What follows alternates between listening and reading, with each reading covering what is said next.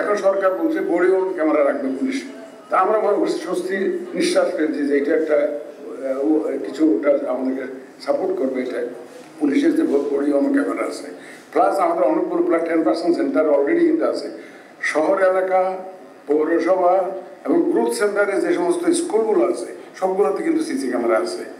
সুতরাং large number of centres have CC cameras already install. এটা একটা আমাদের জন্য অ্যাডভান্টেজ, আমরা এগুলো অন রাখার জন্য চেষ্টা করব।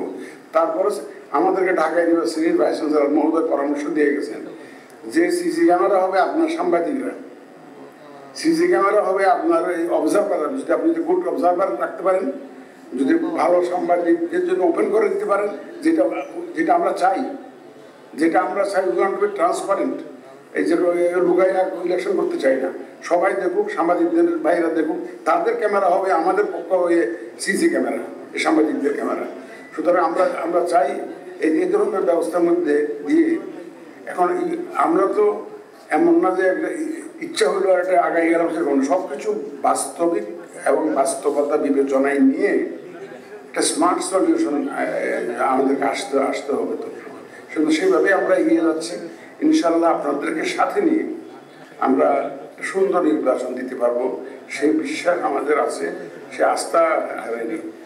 ওনারা ওই যে একজন বলেছেন খুব নির্বাচন কমিশন দুর্বল, বয়স হয়েছে তো মনে হতে পারে, কিন্তু এখানে কিন্তু কাজে কিন্তু দুর্বলতা কোনোদিন ছিল না। কোনোদিন এটা ছিল না। ন্যায় নীতির ব্যাপারে, আইনের ব্যাপারে, বিধির ব্যাপারে নো কম্প্রোমাইজ ইনশাল্লাহ।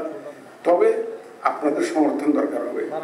আমরা যদি কোনো একটা আইনে স্টিক করি, বিধিতে স্টিক করি, যাতে কোনো অপ্রীতিকর অবস্থার সৃষ্টি না হয়, আপনাদের সমর্থন লাগবে।